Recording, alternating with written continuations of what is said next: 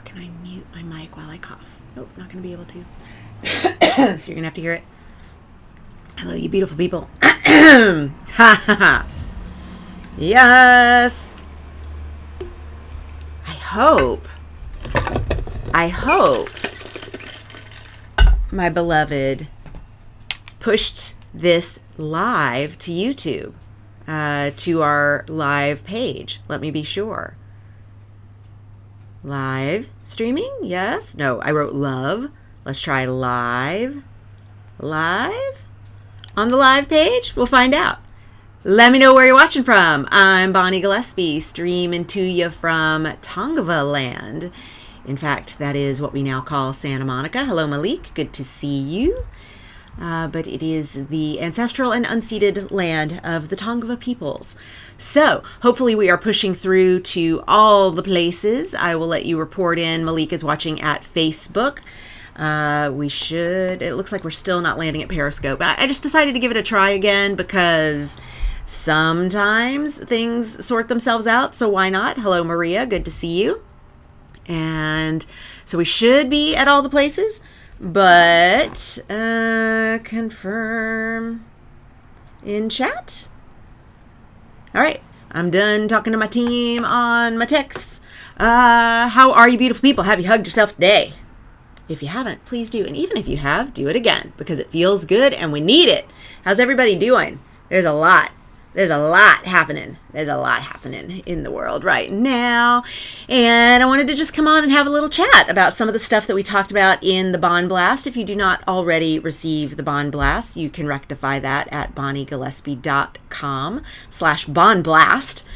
Because that's what it is, the Bond Blast. I don't have that available as a lower third, but hopefully you can write that down. Someone can put it in the chat, perhaps. bonniegillespie.com/Bond Blast. Because that will get it all taken care of for you there so that you are receiving emails from me. And the email that I sent out earlier this week was all about how we are programmed to not celebrate, to not experience joy, to not put ourselves in a space of allowing awesome, wonderful things to happen because the brain requires that we stay vigilant and that we work to be sure we are not trying to be killed because there is always something, according to Primal brain, trying to kill us. And of course, that is actually true for a great many people. And for all of us, there are viruses and bugs and critters and, of course, other people and accidents and so all sorts of things that are just designed in our world to come at us and not want us to continue to exist. Therefore, it means that we have an intricate balance within our brain space of, hello, thank you for reporting live from YouTube. Keith, I appreciate that. Hello, Anna Maria, good to see you. We have space in our brain that is actively, always looking out for, could that be killing me? Could that be killing me? Could that be killing me? Could that be killing me? Could that be killing me? Hi, Lenka, good to see you. Could that be killing me? Could that be killing me? Like there's just something in the brain that does nothing but ask that question repeatedly. And because we are wired with, we come pre-wired as just evolutionary critters. We come pre-wired, preloaded with 5 core emotions. And they are anger, sadness, grief, shame, and joy. So we get one little sliver of positive, happy, excited, yummy, delicious, celebratory emotions in our primal wiring. And everything else is designed to keep us safe and small, keep us as close to our point of origin as possible, because the more we expand out, and that means the more successful we are than the people we grew up around, the more ambitious we are than the people that we come from, the more outside the tribe we go, the bigger target we become. So we have a lot of things in the evolutionary brain that are specifically created to keep us safe and small. Good job, brain. So what that means is we have this effort that we have to put in to feel joy. It actually takes a lot of work to allow ourselves to enjoy the amazing things that happen in our lives. And so I was thinking about how that sort of tracks with some of the patriarchal goodness. And of course, the drinking game, the Bonnie Gillespie drinking game, is every time I say the word patriarchy, take a drink and you'll be drunk by noon. I know it's just past noon here in LA where I'm coming from, so you're catching up. But yes, absolutely, this is the Bonnie Gillespie drinking game, because there are so many times that I just cite the patriarchal programming. And when I say patriarchy, I'm using that as shorthand for a lot of systems that are all inextricably tied to the patriarchy. But it includes capitalism and consumerism, materialism.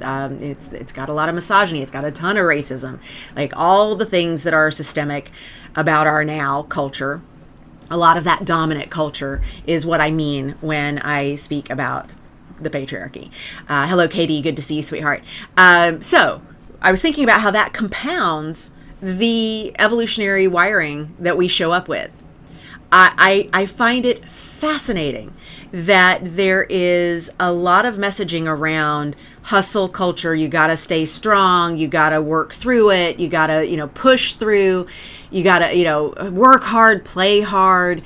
No rest for the weary, no rest for the wicked. No, let me name all the different cliches that I could possibly bring up around this. There are a bunch of them. But the idea being that to celebrate your joy is to relax, and to relax is to be vulnerable. And to be vulnerable is to be prey, and back to one, to be prey is to be dead. So there is this system in place that is meant to keep us from experiencing joy, not only from the way we are wired evolutionarily, but from the culture that we are all largely a part of. And it is specifically designed to feed into those fears that we come preloaded with, to make us feel that we have to stand vigilant, which means we cannot ever actually celebrate the wins. We cannot actually ever really embrace our joy. And so it's as a part of my mind-body healing journey. I was doing some work with one of my many experts on my team, because it takes a lot of people to run this machine. I'll just tell you. Hi, Donnie. It's so good to see you, sweetheart. Thank you for joining me. There's data about shame. And remember, I said there are only 5 core emotions that we come preloaded with as human beings. And those are anger, fear, shame, guilt, joy. All right, shame, big player.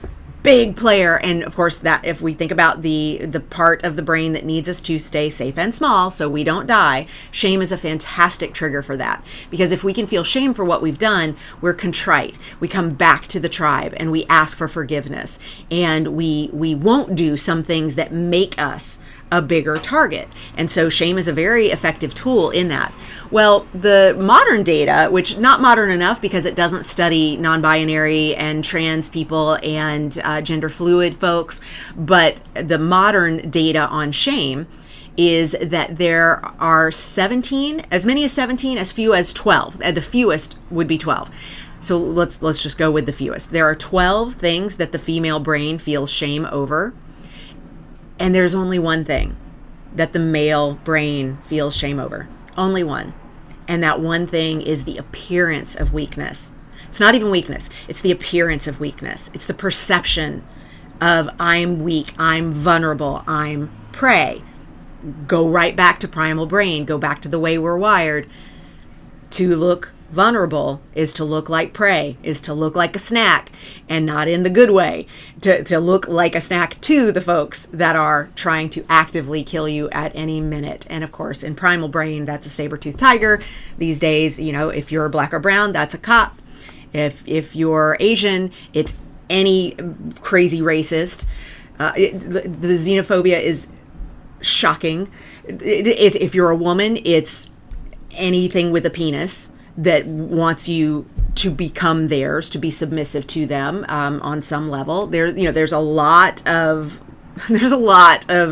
research around this, that if we can be made to feel safe and small, we will be less likely prey, will be less likely targets. And there's something really beneficial in evolutionary brain to being a smaller target, because it makes us less dead. It makes us less out in the world, makes us less dead, but we want to be out in the world. We've chosen, especially a lot of you watching here, we've chosen creative careers. We want to be expressive. We want to be out in the world. Hi, Janet. I'm so glad you could join in. We want to tell stories. We want to take the hard emotions that people are having and convert them into art that heals. And that means that we are going to take risks. That means that we are going to do scary things. It means we are going to step outside that core pack that we were born into.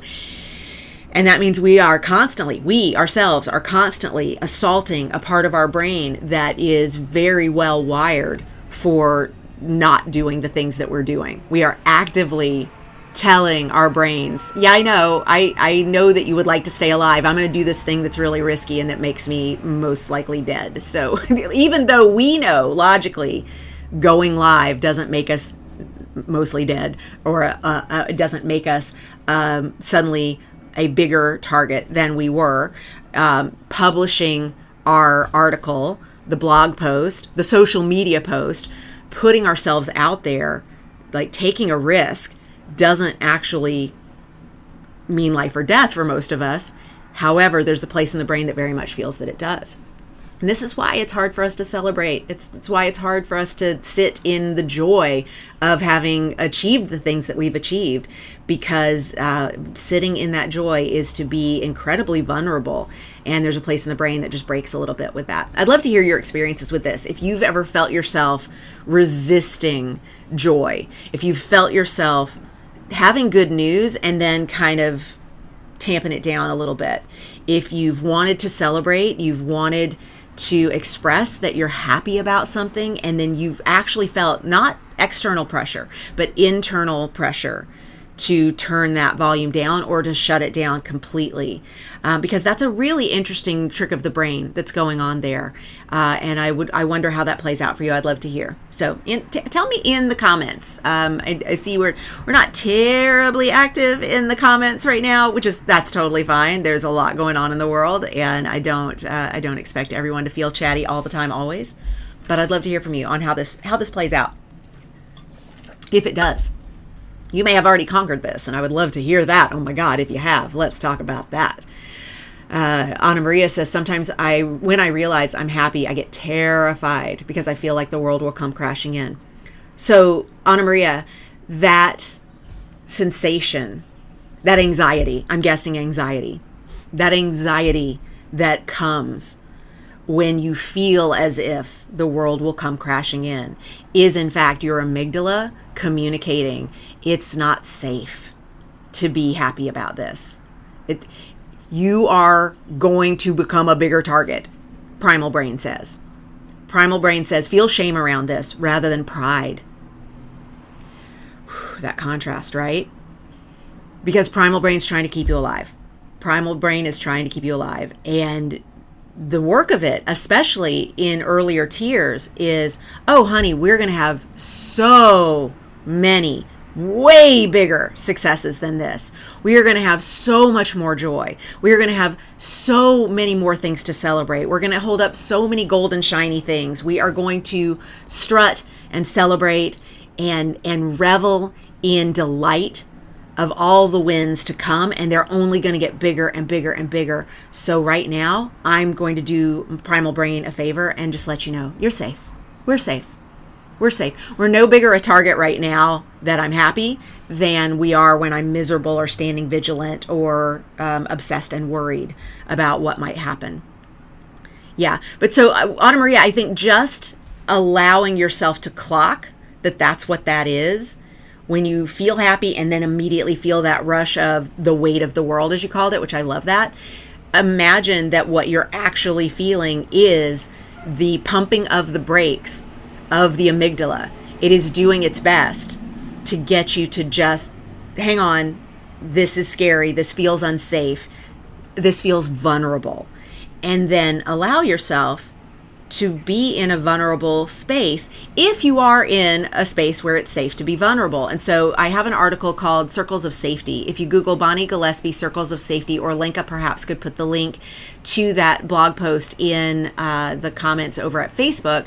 But if you Google Bonnie Gillespie Circles of Safety, you'll land on it. It's at my website. And I think that may even be the URL, bonniegillespie.com/circles of safety, with hyphens, dashes in between each of the words. But anyway, it's out there. I actually break down what are the circles of safety and how you are safe to be your fullest self here. And then you kind of go out from there to, I can be mostly my fullest self here, but not turned all the way up. And then with these folks, I can be 60% my full self.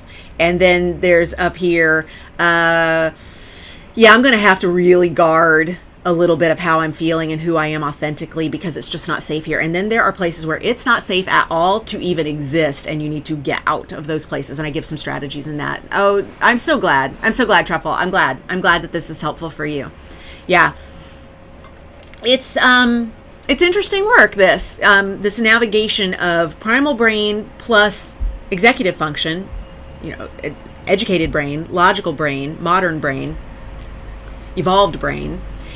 And then we also have the patriarchy, again, Bonnie Gillespie Drinking Game. We have the patriarchy feeding the stuff that is all primal brain. We also have the media feeding the stuff that is all primal brain, doing a really good job of keeping us like amped up, making sure that our shoulders feel like earrings because we're wearing them up there all the time, just jacking up the emotions, jacking up the stakes, making sure that we're feeling a lot about a lot of things, and making sure that we feel that we have no control. Therefore, we tune in to watch, because that makes us feel like maybe we have some kind of control. It doesn't. It doesn't. We're being manipulated. We're being manipulated by the greatest form of show business. And please be clear, journalism is the most practiced form of entertainment. It is the most practiced form of show business. It is the most practiced of all the kinds of all the genres. Because journalism is, how do we make sure that we don't lose viewers? How do we make sure that we don't lose readers? How do we make sure that people stay, they click, they come back, they refresh, they show up for more? Like that's audience retention. That's showbiz right there. They're just using triggers that they know work, and they're incredibly practiced at it. So how do you take care of yourself so that you don't take part in the full ride of all of that, so that it doesn't become abusive, so that it doesn't become harder than it already is to feel joy? Because already we're wired to only feel joy 1 to 4 more negative core emotions. So again, for those of you who are just jumping on, we've got shame, we've got guilt, we've got fear, we've got anger, and then we've got joy. So we already have only a 20% chance of feeling joy compared to the bombardment of all the negatives that are built into the amygdala, that we're just pre-wired with that. It's just to keep us safe from an evolutionary perspective. And we need those things. I'm not saying they're bad. I'm saying because we are wired that way, the get happy, good vibes only bullshit is a little challenging, because we have to kind of work at building a muscle for creating space for joy. It's already hard. And then we do things like tune into media. We buy into the patriarchal programming. Again, Bonnie Gillespie Drinking Game. Every time I say the patriarchy, drink, you'll be finding it even harder to do the thing that is already more challenging to do, which is to feel joy around the things that do happen in our lives that we should celebrate. And I don't want to should you. I'm just offering that we do have the opportunity to celebrate way more often than we take it. And I'm all for celebrating, because, all we got is a little bit of time on this earth, and I would like for as much of it as possible, at least the parts of it that I can control, to be pretty blissed out. That's kind of my goal. Janet says, in more difficult patches, as I feel now, it's easy to go into the anxiety and less into the joy, although I'm noticing it a lot at least, and somehow know it's possible to not lose track. Janet, just knowing that there is a way out. I like to say, like, when I go into the creative cave, so taking it out of the anxiety loop. But when I go into the creative cave, I always like to say to my team, I have a thread, I have a string that goes from me in the creative cave out to y'all. So you can tug on it if you need to get me over here, if you need to pull me out of that cave. I think the same is true for negative caves, that as long as we leave a thread out to the outside, that we can get pulled back into a healthier place, a more balanced place, a kinder place on our souls, on our systems. I think that's fantastic. Also, Janet, I'll remind you, anxiety is not an emotion. Joy is. Anxiety isn't. So when you say it's easy to go into anxiety and less into joy, I'll offer to you that you're actually going into the physical symptoms around not feeling the emotions that you're actually having, rather than, like, anxiety is not an emotion. So you're having a physiological stress response to not feeling the emotions that you're actually having. And I wonder if maybe some of the emotions that you're not having, that you're having anxiety over, are in fact joy.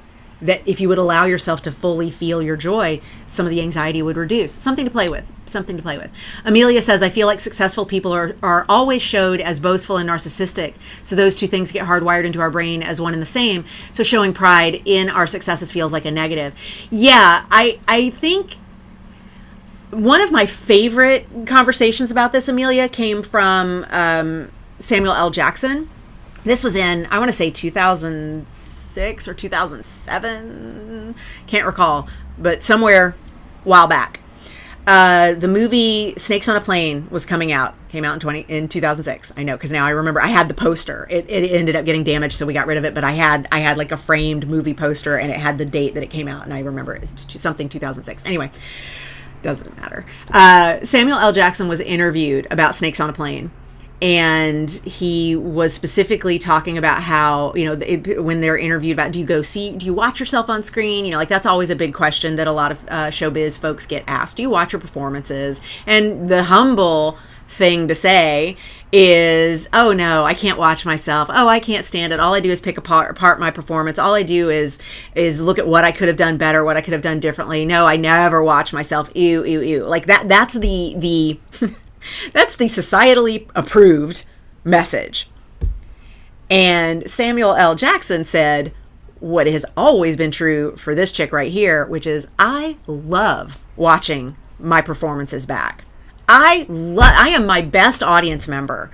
I love watching what I did, and not just watching what I did, but watching it with an audience, so I can enjoy how much they are enjoying watching my performance. And he talked about how he will buy a ticket to go watch his movies in neighborhoods that people would not expect him to be, perhaps, or in ones where he can go unnoticed because he's just some dude going in to see the movie and there's no paparazzi following him. And he will watch, obviously pre-COVID, he will watch that experience. So Amelia, I'm glad to know you're with me and Samuel L. over here, and that you will watch your self-tapes over and over. Like, seriously, we had a group Zoom yesterday for one of the curriculum offers that I have, and I went back last night and watched it. And yes, I'm watching it to make sure that I caught everything that was communicated to me during, but really that's just the societally approved reason.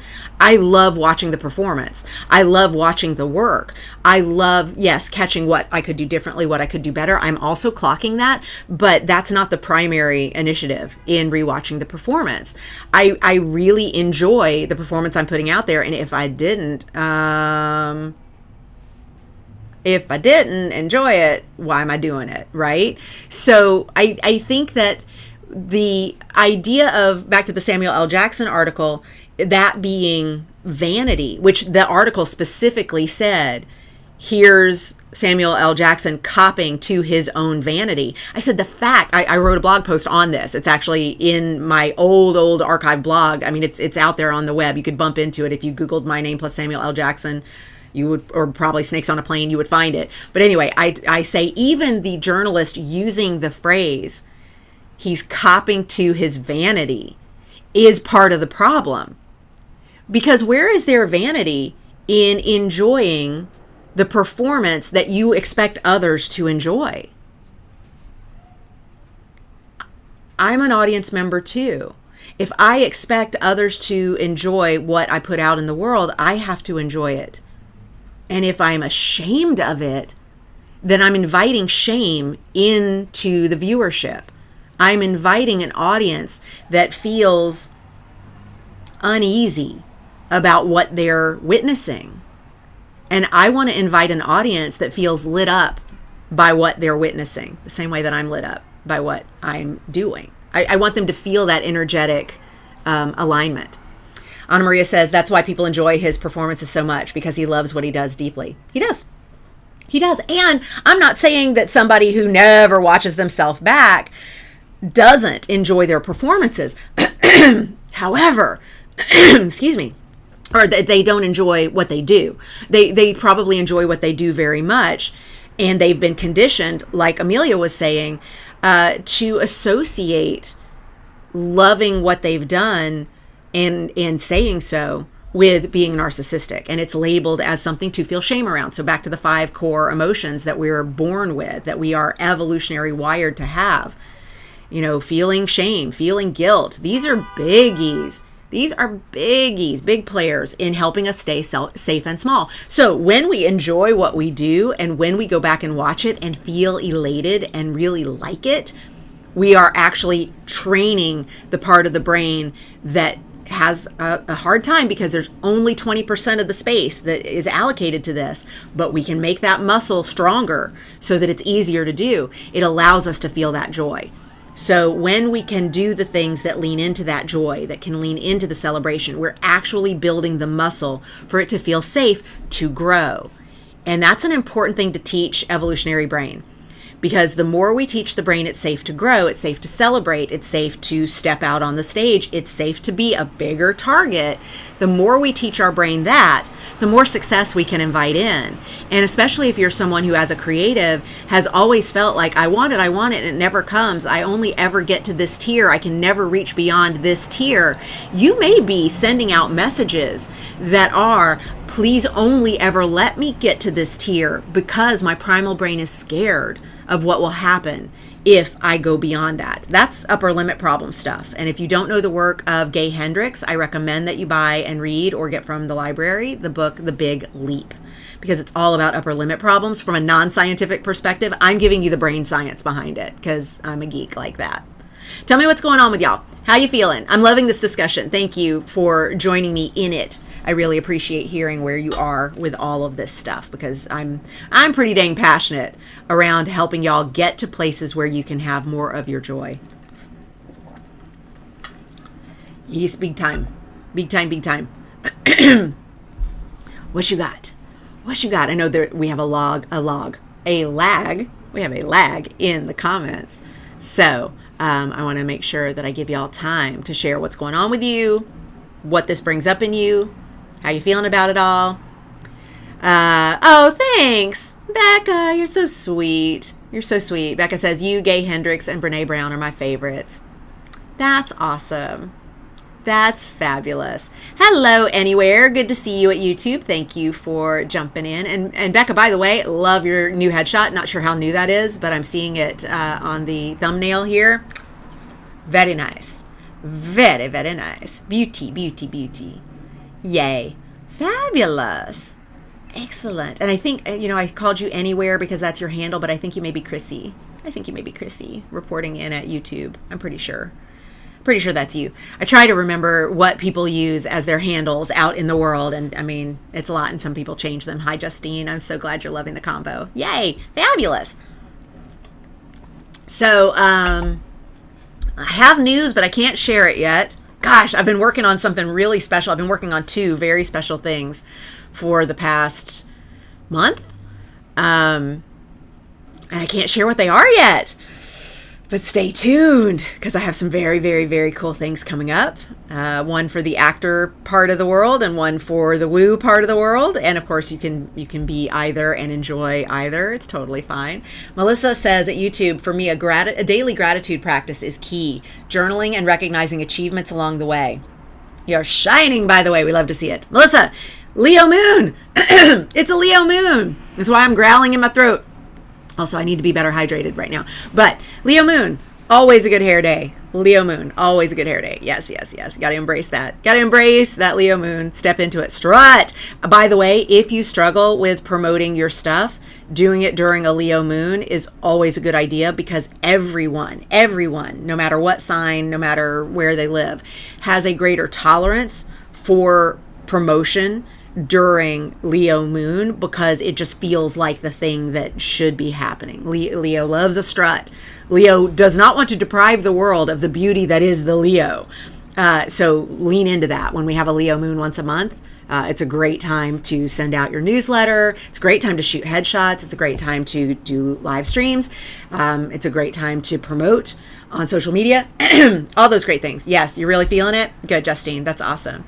Katarina says, just joined, so relate to Samuel L. Jackson and you loving watching your own work. It just kicked with me. If an architect looks at their own project loving them, they probably wouldn't be seen as vain, right? Good point.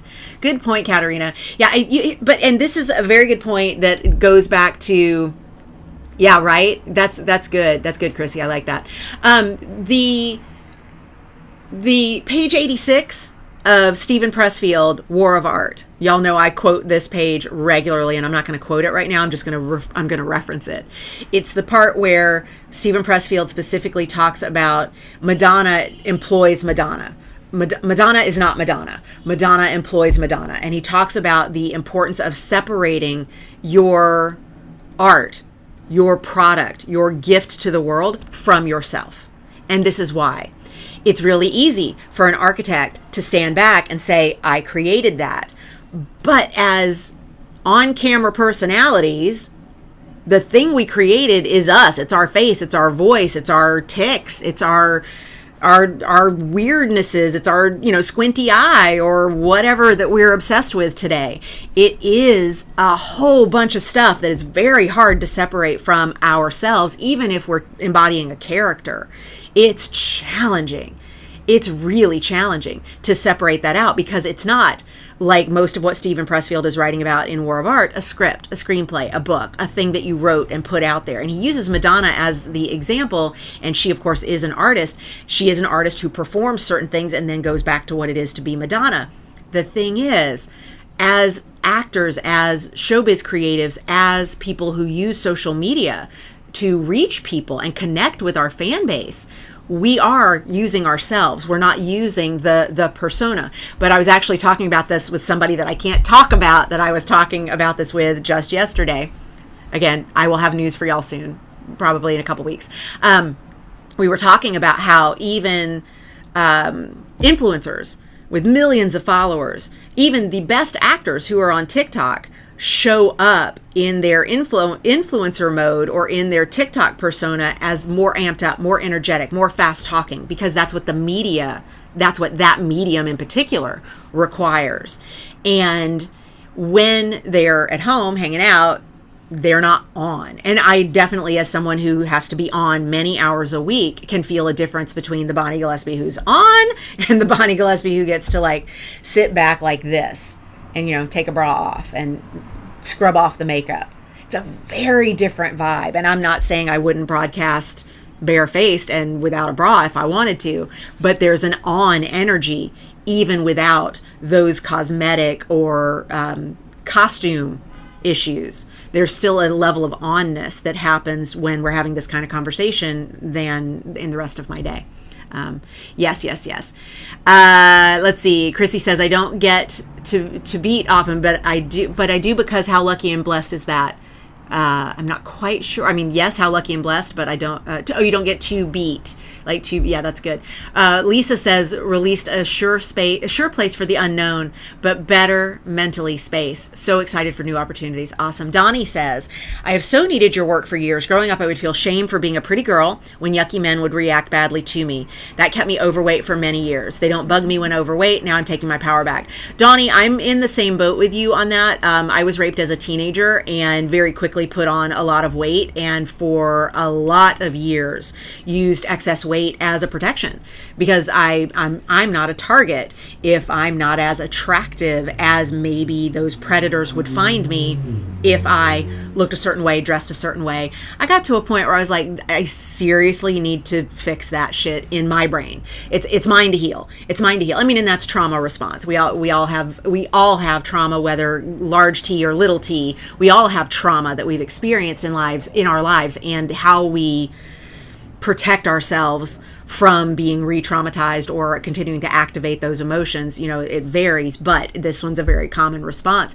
And when we force other people, when we can't force anybody to do anything. We can't require whatever. When we put on the other the thing that is theirs to fix, it gets so much healthier, because it's not my body size that needs to be edited in order to stop predators from seeing me as prey. Predators need to heal whatever it is that makes them see anyone as prey. The healing needs to happen over there. Yes, of course, the healing has to happen here as well. But the evasive action that we take by doing things like carrying excess weight, perfect example, is actually something that punishes us more than it actually protects us, because predators are going to be predators, and it wouldn't matter what we wore, where we showed up, how big we were, how small we were, how cute we were, how ugly we were. Doesn't matter, because a predator is a predator is a predator. It's like what we're dealing with right now with cops and black people. There are cops who have a very long history of being trained and brought into a culture to take far stronger action and to kill, to shoot, to kill, and ask questions later. If the person, not even the perpetrator, not even the suspect, not even, like, it could be the person asking for help, is black, there is a programming around that. And that's why we say there's work that has to be done there, because the predator has to do the work to heal. It's not the prey's fault. There's nothing the prey needs to do differently when we're in a predator-prey situation. And I mean, that goes for so many examples, but these are two that are just like really clear right now. Lisa says, love that. I created that, even if it includes so much of me in it. Yeah, Lisa, that's one I really like to use. What I say is, when I create anything, I showed up and the muse met me. Muse, spirit, source, universe, God, whatever, you use your labels. I say I sat and invited the muse came and met me, and we made a whole bunch of cool things. And then I want to, when I'm not on and when I'm not in performance mode, I want to then sit and look at that. I want to consume that thing that we co-created, because it wasn't just me. I don't have the hubris to think, oh, that's a good job, Bon. I'm like, good job, Bon, bringing in the muse. Good job, Bon, channeling that. Good job, Bon, being open to receive what the universe, source, God, whatever, wanted to bring in and have communicated. Well done. And your hair looked amazing, because Leo Moon. But I don't get into the whole, like, that's me and I'm so responsible for all the things. I want to actually applaud the co-creation.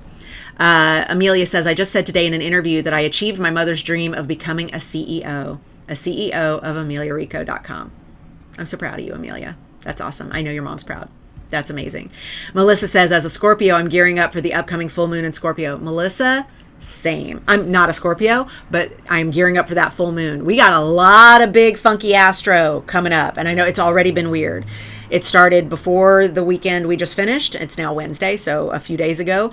It started before that weekend. There's a bunch of big astro that's doing some stuff. And I told my clients in our Aligned Advantage membership, y'all need to bubble wrap yourself the weekend of the 18th, 16th, 17th, 18th. You need to bubble wrap yourself the weekend of the 23rd, 24th, and into that full moon on the 26th.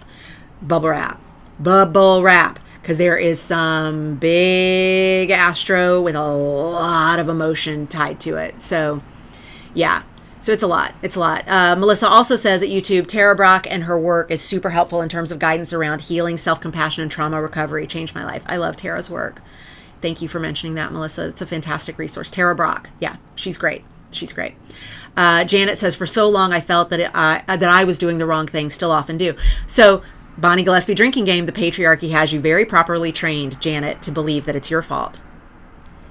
And there are entire religions that require women cover themselves so as not to be tempting to the man, rather than saying maybe the man can work on self-control, impulse control. That would never even be a thought. It's instead, woman must be covered head to toe. There's a lot of programming out there to make you feel like you're doing the wrong thing. And so I would say right now, give yourself the grace of forgiveness around that. Forgive yourself for all the time that you bought into that bullshit. And when you still find yourself buying into that bullshit, go, here's what I do. Good job, brain. Good job, brain. And I hit it. I just hit it right back here. I just go, good job, brain. Good job, brain. Because that's my primal brain doing exactly what it's designed to do, which is feel like prey, feel like something's trying to kill me always. And what could I do differently to prevent that from happening? How can I stay safe and small? How can I not grow?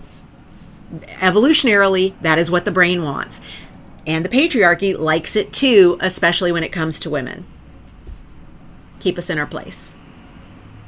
Especially if you're black or brown. Especially if you identify as something the patriarchy doesn't really understand, like gender fluid, gender non-binary, trans, multi-gendered. What? The patriarchy's brain is breaking, y'all. We're getting to watch it happen. And again, if you're playing the Bonnie Gillespie Drinking Game, every time I say patriarchy, drink, you are already drunk. You're welcome. Yes. Funky Astro Kelly. Bubble wrap it. I am Melissa. I am Cancer with double Libra. So Cancer Sun, Libra Moon, Libra Rising. But I have 4 placements in both Cancer and Libra. And they're pretty significant. It's Cancer Sun, Cancer Midheaven, Cancer Mercury, Cancer Mars. And my Midheaven and Sun are conjunct, and my Mercury and Mars are conjunct, and they are close enough that they are considered conjunct if you use enough of an orb there to call it. It's like within 6 degrees. That's a lot of Cancer energy, and it's in the 10th house, so it's on the axis of cardinal and of leadership and of like strong shit, and it's a cardinal sign. And then we have over in my first house, my Libra rising, my Libra moon, my Libra Jupiter, thank God, and Libra Uranus.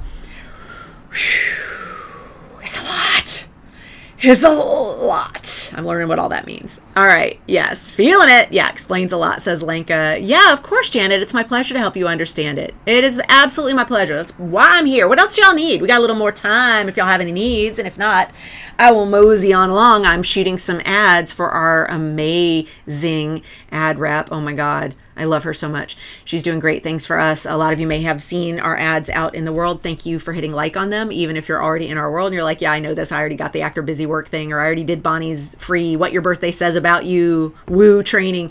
Thank you for hitting like on it. Thank you for commenting on it. It bumps it back up into the feed, and that really helps our ads perform better. So thank you. I appreciate that a great deal. We're trying to bring in a broader audience for these things that we've got coming up in the next couple of months. And it is so hard for me to not tell y'all, because I want to tell you all the things. And I will be telling you in a couple of weeks. So just stay tuned. But yeah, I need to shoot some stuff for our ads lady, and I need to get into Canva and make some things. What do y'all got? Y'all need anything? Did I finish? Oh, I already finished mine. I know Katie always wants to know. What's the drink? I had already opened it before the live stream, though. Okay, Melissa. Thank you for dropping in. Yeah, we may just be done. Love you, Callie.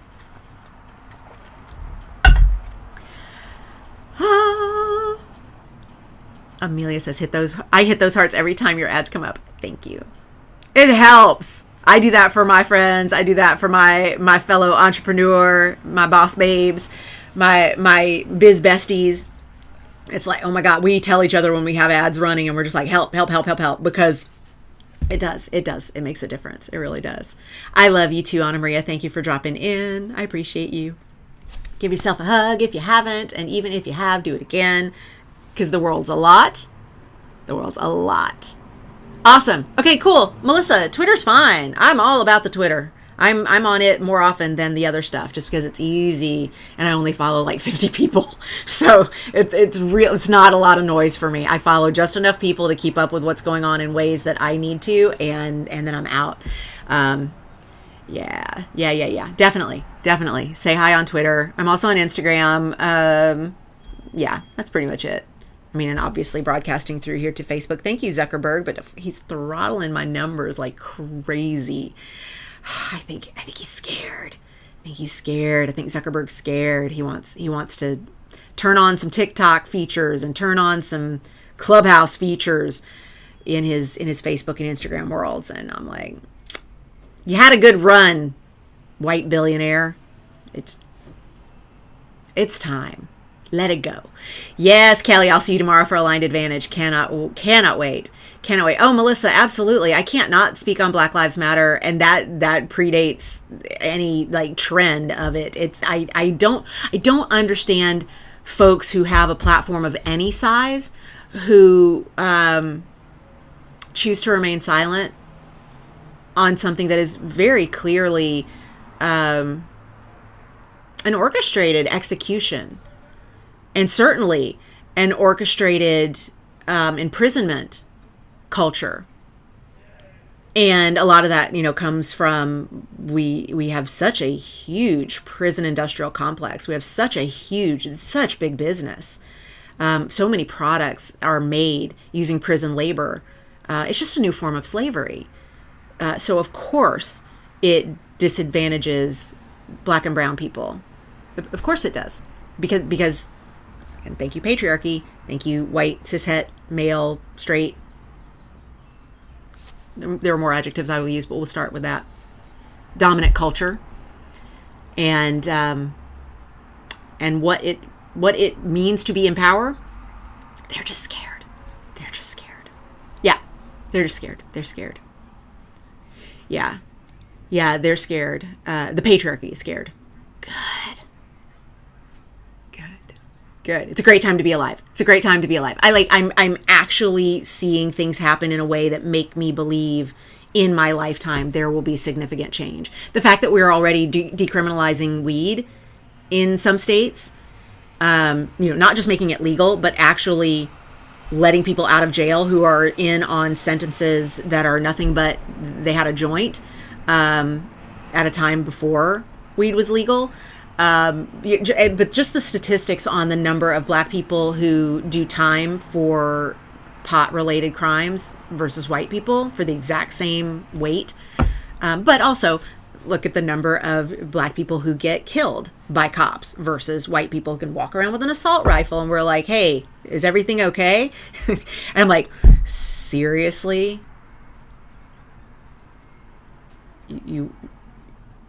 You will kill an unarmed Black man, but there's a white man with an assault rifle, and you'll ask him if he's okay. I got questions. Yeah, Lenka says Ava DuVernay's movie 13th is eye-opening. Yeah. Yep.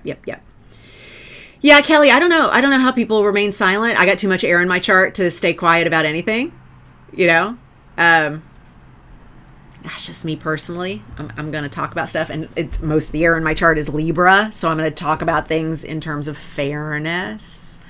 But yeah, I always have notes. Yeah, y'all, please go easy on yourselves. There's a lot right now. Rest, relax, give yourself downtime, hydrate. Do not make yourself exhausted with all that's going on right now. Yeah.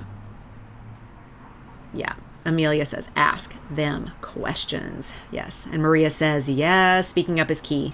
Yeah. Maria, I ask myself every day, how can I be a better ally? What can I do? What can I do? Aside from continuing to unlearn things that I didn't even realize I was a part of, re-educating myself on just the completely wrong history that I was taught growing up. Undoing all of that. What is my platform for, if not to help where I can? And I'm not the age where I go out and march. There was a time in my 20s I was out, I was marching. I was a part of actual actions out in the field. I'm 50 now. Now my power is in my wallet. I write checks to Stacey Abrams. I ask, what do you need? And I use my reach and maybe my influence to just get you asking yourself questions. I can't tell you what to think. I can't even tell my husband what to think. I'm not even going to try. What I'm going to do is offer the opportunity for you to look at things another way and be open to, oh, fuck, rerunning all the places where I could have done better, and then not hating yourself for all the ways that you could have done better in the past, but knowing now you have an opportunity to heal. Drinking water, taking rest between stuff. Good, Lisa. You have to. The world's a lot right now. Yeah, Kelly says, can't believe what was left out of my education. Yep. Take up space in different ways to support and stand up for what is right. Yep. Yeah, and that looks different for everyone. It's easy to do the slacktivism, which is I'm going to just lackadaisically put up I'm going to retweet a thing. I'm going to share an Instagram quotable that somebody else made. I'm going to pass it on, and then I feel good, pat myself on the back. And I'm like, that's like the bare minimum. But I really raise an eyebrow at those who don't even do that. Like, who don't even retweet a thing, who don't even pass on a message. I find that interesting. In LA, the curfews, the discussions with my roommates, etc. Yeah, Kelly. Yeah, I was here shortly after Rodney King. I was here. I moved here in August of '93. So I came in after a big chunk of that. But obviously, so much was still going on. It was here during all the OJ stuff. Not the trial, but the actual slow speed chase. The conversation around and that's a very interesting study right there, because that's someone whose celebrity trumped his race. Fascinating. Just fascinating. Yeah. And that's where I really noticed, like, when people said, well, people get mad, like, quit correcting me, because people say the George Floyd trial, and I'll say, you mean the Derek Chauvin trial? And they go, no, the George, and I'm like, George Floyd dead, murdered, not on trial. Derek Chauvin on trial. And people say, well, no, we always use the name of the victim in the trial. And I'm like, I don't remember once during the O.J. Simpson trial that we ever said the Nicole Brown Simpson trial or the Ron Goldman trial. We said the O.J. Simpson trial. We said the Bill Cosby trial. We said, like, we do have the ability to name the person who's on trial as the name of the trial. We actually have that ability.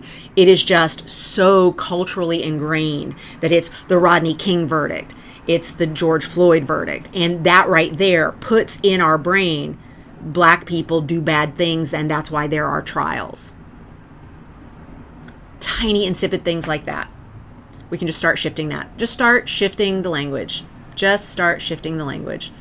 Do it on your own. Do it in your own conversations, and hope that someone's hearing that and it's making a difference, because we can't change the world all at once. We can do lots of little things that over time together absolutely change the world. Maria says, I study acting here in my country, Bulgaria. I'm being so stressed every day. We do not have any break days, no time to have enough rest. And even if I do what I love, I also need to recharge myself and thus to be more productive. I forget too often to give myself a break. Wow. Maria, here's what I'll ask you. Maria Redena. Sorry, I see your name's hyphenated and I should use it that way. Maria Redena, here's what I will encourage for you. Setting boundaries for your own self-care is a part of your work as a performer, as a human. It is a part of your work to invest in downtime, replenishment, being on and then coming down, expecting peak performance and then allowing peak recovery. Elite athletes go to the physical trainer, the physical therapist, the personal trainer, the physical trainer, the team PT after the big sporting event and get rubbed on for hours and get iced down and get heat applied because they have just put themselves through spectacular physical stress, and they've put all the brain chemicals into that effort. No different being an artist, using your emotional body the way elite athletes use their physical body. No different, which means you have to give yourself recovery time. Even doing a hard scene in class where you had to access emotions that you usually like to keep a little walled off because of your own personal traumas, accessing that means you got to take downtime. You got to give yourself a nap, a bath, some ice cream, a day off, and not feel guilt around it. Back to the 5 primal emotions that we come pre-wired with. Guilt, shame, anger, sadness, joy. Guilt, guilt, guilt. When we give ourselves guilt for taking time off, we are, Bonnie Gillespie Drinking Game, letting the patriarchy win. We are letting the patriarchal stance of hustle culture, work hard, especially as artists. We don't deserve time off because what we do is so much fun anyway. We also don't deserve money, by the way, because what we do is so much fun. How dare we? We've already pushed against capitalist culture. We've already pushed against the system that we live in. How dare we also get paid well, have fun while we're doing it, and get to rest after? So the bully is coming from inside the house just because we have soaked in the culture of it for so long. So the work that you need to do as a part of that, or what I offer to you, you do what you will. But the work I would offer you around that is my self-care is the level of self-care of an elite artist, an elite athlete. I may not be using my body in the same way that an Olympic athlete is, but I am using my emotional body to that degree. I am stressing out my hormones and my brain chemistry to access, truthfully, these emotions for this performance. It does require that I be at a level of flow state that requires rest, requires reset, requires downtime. So I'm going to go ahead and give myself a Beyonce level day off before I'm Beyonce. Because as far as my brain is concerned, I am Beyonce.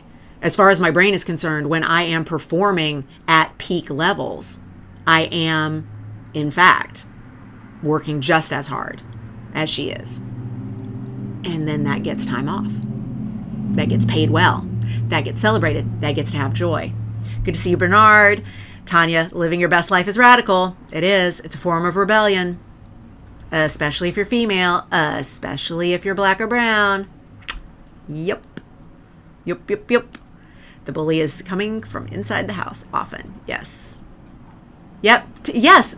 Maria Redena, why would you not take care of the temple that you ask to go show up and be there for you to perform, to meet the muse, so that you can interpret that script and create that art that is going to live on after you? How would you not respect the vessel? Because that's what it is. It's the vessel for doing, depending on what you believe in, God's work, meeting the muse, source, the universe, whatever. You're interpreting material. That's your gift. Why would you not take care of the temple that and the vessel that gets you to that set?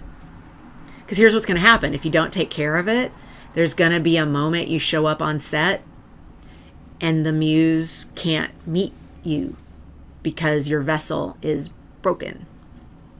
Because patriarchy. Because you bought into all the systems. Because you hustle cultured yourself out of ever allowing downtime or a day off. And I don't mean scroll for hours and this is downtime. I mean actual unplug downtime. Actual, I allow myself a full reset. Just like our computers need to be restarted every now and then, and sometimes they need to be shut all the way off. And just let them sit. Reset. Reset. Do that mom stuff, Donnie. See you in the dojo, darling. Yep, exactly. Caroline Bernard. Yes. Yes, yes. All of it. Great, Anna Maria. I'm glad you like it. Yep. Yep, Janet. Faux show. All of it, Caroline. Yep, yep, yep. All right, one last hug yourself.